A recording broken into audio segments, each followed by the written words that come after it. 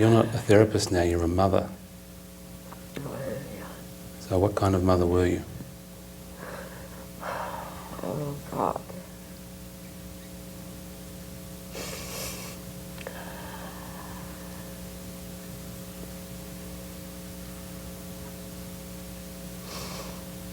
One of the best I knew how to be.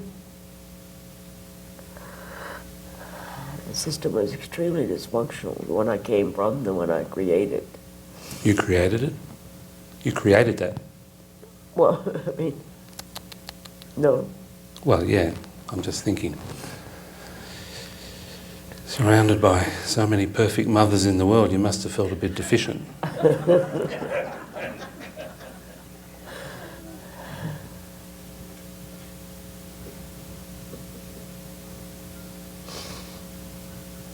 Well, she certainly was glad to have me there. She told me so many times, thank you so much for being extremely stressful, and that by then she was with her dad, my ex, and the environment was so hostile that I stayed in the hospital. I didn't go back and forth when she went home. So you had to put up with him as well as try and help her? Well, certainly everybody knew that they couldn't piss me off, because if it did, I well understood I didn't have to be there. Was getting divorced from him a good thing for you? Yes. Okay. Yes, I think that I'd be dead. And see, that's what's concerning me, is that she didn't step out of the system. If I'd stayed in the system, I'd be dead. I think. I can't prove that, but... Well, how's your life right now? I think when I go home from this, I will be able to pull some things together that I've not been able to. You mean you've been just existing up until now? Well, I'm fairly much happy with my life. My enthusiasm for my work, though, left. And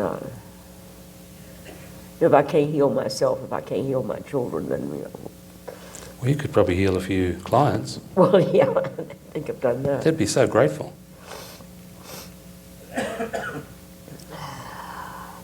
But I don't think that's what you really wanted to do. I think you wanted to help your children. Oh, I did. That was my motivation. Yep. All right. I had to say that you did. I might just give you false encouragement. You what? If I said that you did, I might be encouraging you falsely. I mean, I think you have such a strong belief that you weren't really good enough.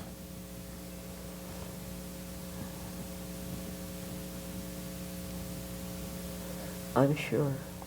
And did Cindy have children? I think you told me she had 2 children. Cindy had 2 children? Yeah. Cindy had 2 children. And one I've not seen since her death.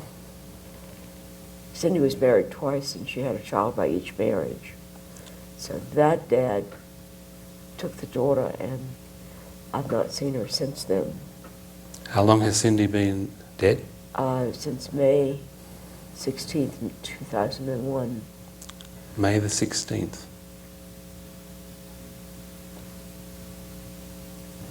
2 years. That was just last May. Yeah. And I've seen my grandson once. Once? Since her death. You've lost them as well?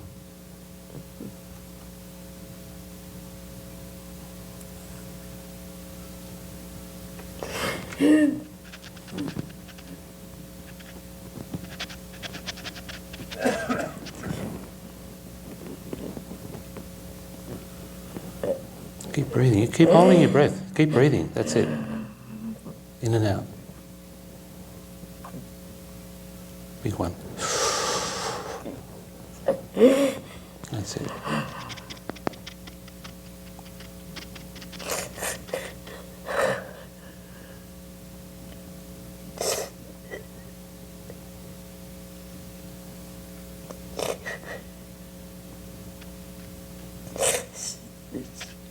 Strangely enough,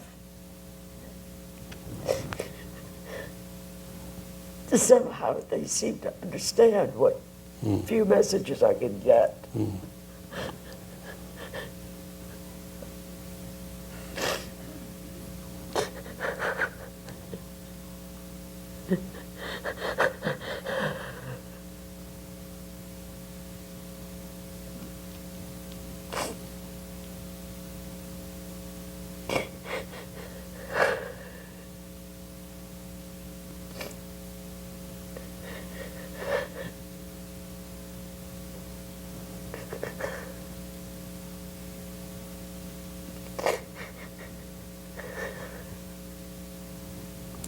Who is looking after you right now?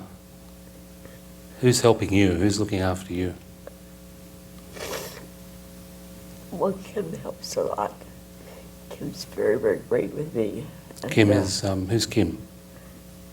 Kim's my daughter over in the, Ah, over there. Kim is here in the room. Kim is here with you here? Yes. Okay. All right. And Stephen Campbell, Mm. where are you? So, And Blanche, my friend Blanche, and yep. surrogate daughter Lisa, and Surrogate daughter. Debbie. I like that. Kim's my surrogate daughter. Yeah, all the fun, none of the responsibility. It's beautiful. And Devin Myers, and Yeah, okay. I was worried in case it might be like a cat or a rabbit or something. You have real people helping you. I have real Yeah. people, really live people Yeah. helping me. Good. And so many of them are educated through my classes, my whatever that. They do a really fine job. Oh yeah. How's that feeling in your chest right now?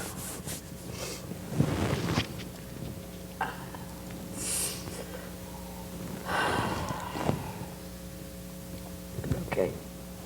Well, you're okay, but is it there? I'm relaxed. Yeah.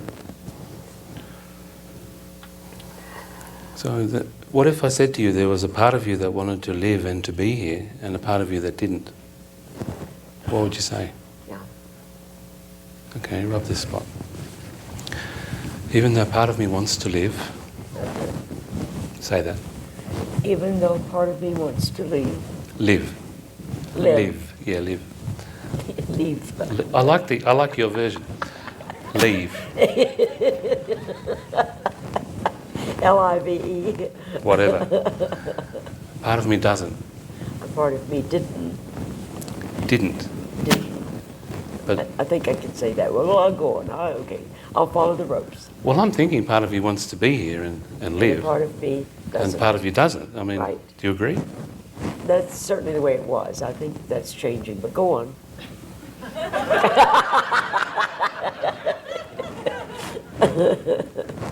Well, according to the natural order, I have an Yeah, how idea. is Australia in June? There's a natural order in these things. You're supposed to die first, okay? Oh, I know that. All right. So you're going to inflict this on your other two daughters. Wait a minute, I'm supposed to go out of here first. And You're supposed to die, to leave, to pass Right. over first, I okay? know. So you're going to inflict the suffering of that on your other two daughters. I'm going to inflict that on my other two daughters. Yes, because if everything happens in the natural order, you can go first. I certainly hope they're smart enough to let me do that. Well, I hope so too.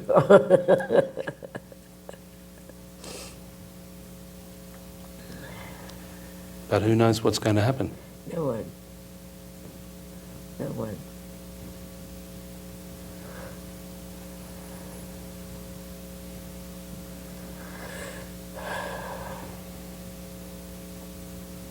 If only you knew how long you had left. Do I know how long I have left? If only you did know. If only I knew how long I Then you have could left, relax. then I could. Yeah, Kim, you were right about that. If only I knew how long I had left, I could relax. Yeah, been awfully. And did you tell me you had some heart trouble? Oh, yeah. That's been since '89 now. Yeah. My cardiologist said to me, your heart will last you as long as you live. I'll bet you're right about that. Very unhelpful guy. And no longer. No.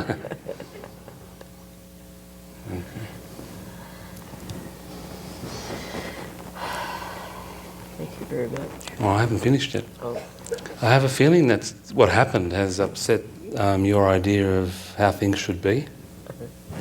But what would you say?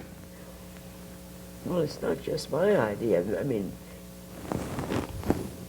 the natural process of things is that the older die and the younger live. You know, I trained with Elizabeth in the 70s, so... Elizabeth Kubler-Ross? Uh-huh. Is she still alive? Last I knew she was, but she's asking to go out of here. But I don't know whether she's gone yet or not. I think she didn't get to call that shot yet. Wow. Of all the people who deserve to arrange their own death, she would have to be number one. You trained with her? Right, so all this was perfectly acceptable to you. You understood the whole thing, didn't worry you at all. Oh, I don't know what it would have done. I don't know how people do it without help. Yeah. It took everything I knew and everything I could hope to learn to make it. And Just tap your little finger point. Yeah. it's like we got transferred to the IC. And I'm looking at this strange nurse that's not trained in the leukemia bone marrow transplant, and I said, do I call her dad? Do I call the family? What do I do? Keep tapping. Because the bone marrow transplant unit is still saying, don't let her see you cry. You know, you just never say never. You never say die. And we're at IC, and I know for how many times have we been there, right up to the door of death and moved away from it. Yeah. And I looked at this nurse I didn't know, and I said, good God, what do I do? And she said, well, they don't do this kind of treatment unless it's the last resort. And, you know, she and I both knew that it wasn't working. The last resort was that Yeah. they wasn't going to make it. And so my training with Elizabeth, it was, you don't ever talk about, quote, death. You say, do you want to talk about it? It. It. And sometimes they'll say, my mouth is dry and my throat is scratchy. And Elizabeth asked an audience of 2,000 people, what did she just say? And the audience said, well, she said she didn't want to talk about death. And Well, Elizabeth said, no, she said, my mouth is dry, my throat is scratchy. So I was standing there going, you know, Jesus, God, Cindy needs to know. There's no doctor, no nurse, nobody. I've never felt so alone in my life. You had Good to be Lord. you had to be the helper for her. You had to do everything for her. Well, that decision was extremely difficult on a personal level, on a professional level, and on a spiritual level. Why on a spiritual level?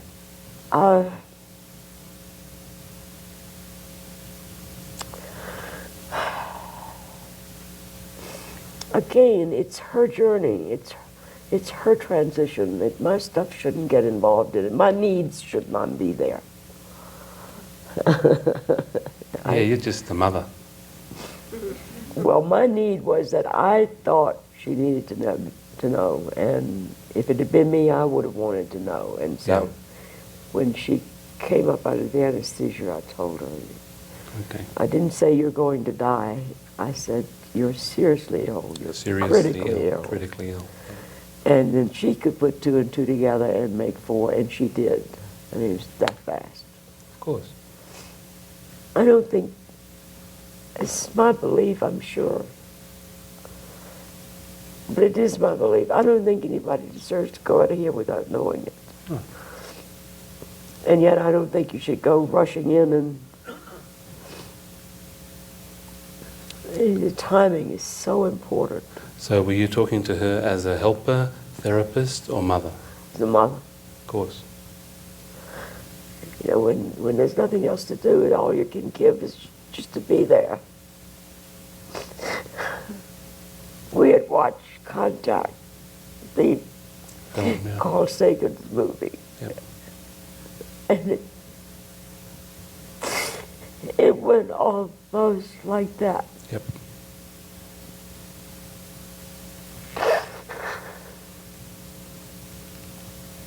But she didn't come back and say, you know. How do you know?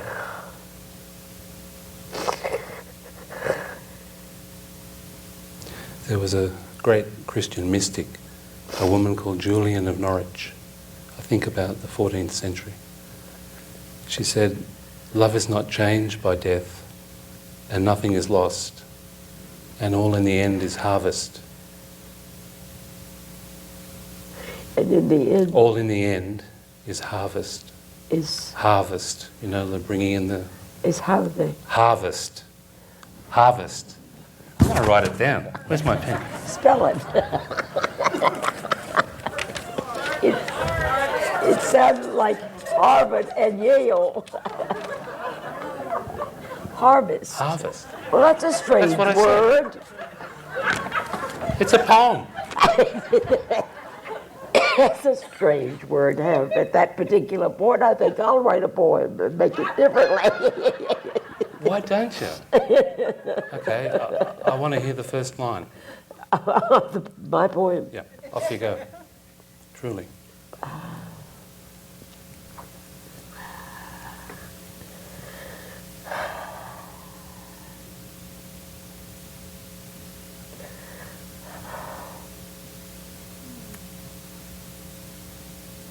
I love you.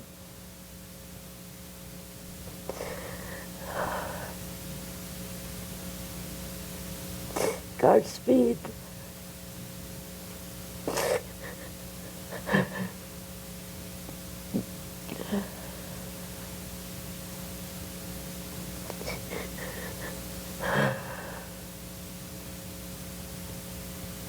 Thanks for the time.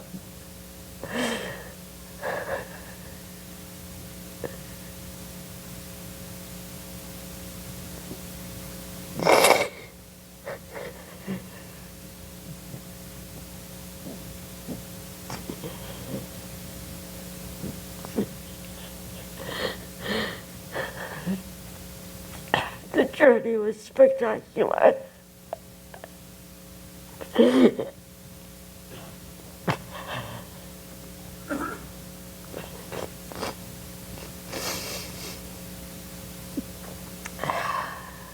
Especially the challenges.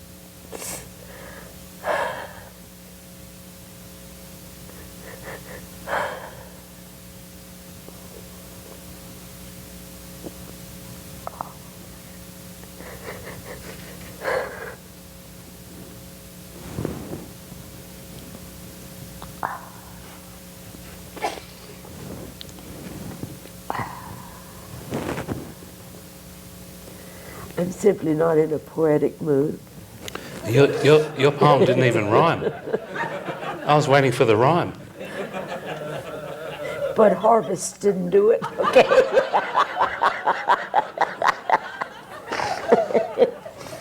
Well, I got a shorter one for you. Okay. Woody Allen said, "I'm not afraid of death. I just don't want to be there when it happens." Oh, amen. Yeah. It's not a pretty thing to watch. No. Unless you can, I mean, you know, on the physical level, it's not. Otherwise it's very, very spiritual. But one of the Maharishis or whomever said that death is like taking off a tight shoe, and that it's perfectly safe. Did you know that?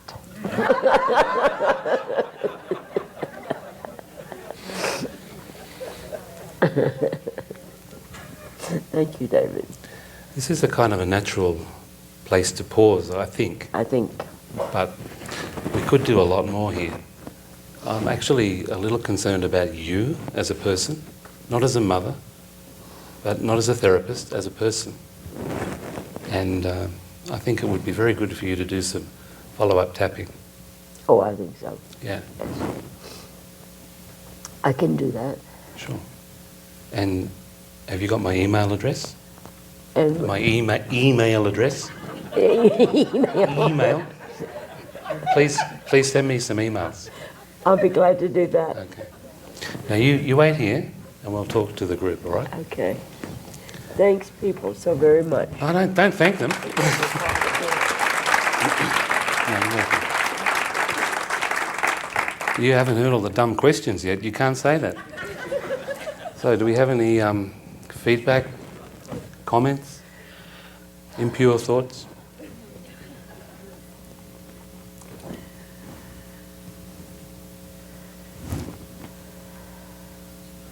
There's a question.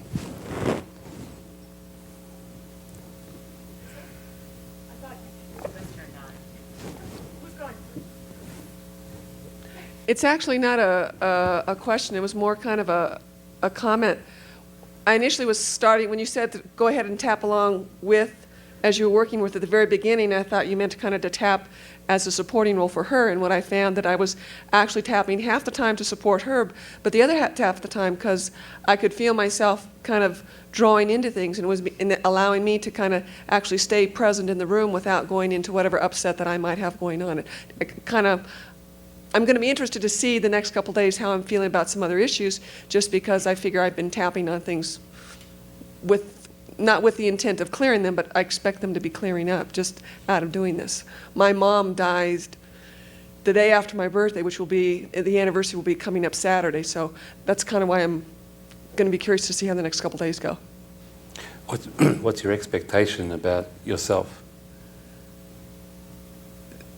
Well, my expectation now, I mean, I actually kind of really honor and my mother, because I discovered what a wonderful woman she was after she died. And not that I didn't think she was a good mom before, but I actually discovered where she affected people that I had never seen before. You know, I'd never seen how she touched other people's lives, and that was kind of she was an inspiration to me as a result of that. So I'm expecting to continue, actually to be even a little bit more lighter about May 24th than even normal. You know, I've not actually had any really horrible things or thoughts as a result of it because of how much I appreciate her, but I'm expecting even more stuff, lightness stuff, you know? Yeah. Kind of good stuff, you know? Okay. Yeah. Thank you. Question? My question is, this was a very intense session we were watching. How do you keep yourself so calm, and after you've done 1, 2, maybe 3 sessions like this, how do you clear your field so that you're not carrying around anything from the people you worked with? Are you just tapping yourself afterwards? I hope you noticed I was doing a lot of tapping myself. Mm-hmm. The other answer to your question is I've had a hell of a lot of help in my life, and maybe it shows a little bit. Okay. Great. Thank you. Yeah. See, I'm getting all the credit for your hard work. That's a good system. Be my guest. I can't reach the microphone. Okay, you say the question. I'll repeat it for everybody. I would be interested in knowing what level of reconciliation or clearing that you feel from the time you started to where you are now. The question is, how much reconciliation or clearing do you feel personally from the time you started until up to now? Is it like a little testing or checking? Yeah, why not? I would say about 95%. Now, when I signed up, and I'm not sure how long ago that was, but when I heard about EFT and got the tapes and started, I knew there was something to this. And so as soon as I heard about this workshop, I signed up. So I think the work had started even then. But then, and my goal was to come in here and to leave clear, whatever that means. And I knew that I could do that here. I had a belief that I could. And then Stephen had mentioned Stephen Campbell had talked about David and Steve from Australia. And so I was cued to be watching for them. And then when I realized that you had specialized in the post-traumatic syndrome, that's where I want to go. That's where I need to go. And so from the time I went to him, the work really started then. I was like Old Faithful. And he tapped. Leaking everywhere. Everywhere. And he tapped and he tapped. And I've been walking the corridors in the rooms and tapping and crying. And I don't know whether anybody's noticed or not, but I have permission to weep whenever I need to weep. Yeah, I think we've got a few left in here. And then we spent about 15 minutes together. So it hasn't all happened right here, by the way. 5 minutes, 5 he's minutes. saying, yeah. So you've been doing some tapping in advance of the session? Yes. And maybe getting into it, yeah. But the main thing was I came here not to avoid, because I've had so many months and weeks of, quote, having to hold myself together, having to be objective. See that? That's the problem. Yeah. Right. And it started right in the ward where they said, don't cry. Mm-hmm. Yep. Be Yeah. objective, be there for whomever.